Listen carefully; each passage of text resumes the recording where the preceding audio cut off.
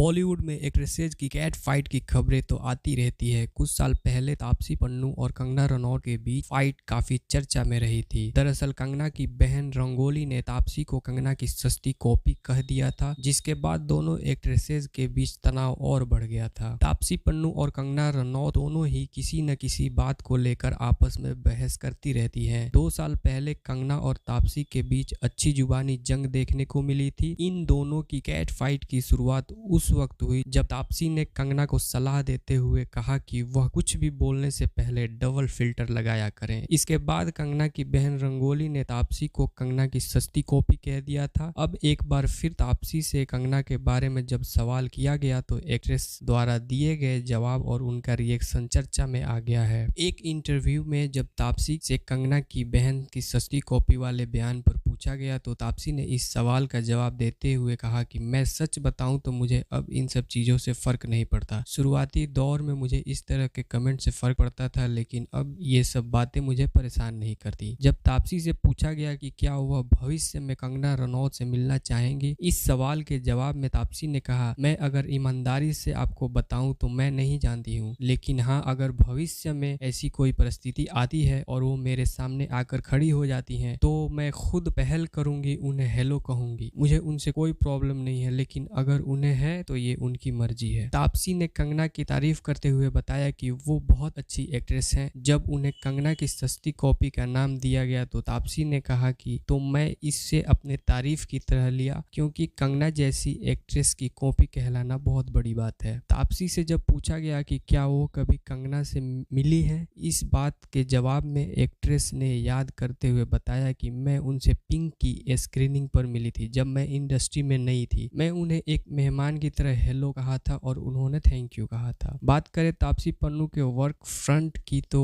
वह आखिरी बार blur film में नजर आई थी। वहीं अब तापसी पन्नू शाहरुख खान के साथ डंकी में नजर आने वाली हैं। यह पहली बार होगा जब तापसी शाहरुख खान के साथ स्क्रीन शेयर करेंगी। इसके अलावा उनकी फिल्म फिर आई हसीन दिलरुबा भी जल्द ही पर्दे पे आने वाली है।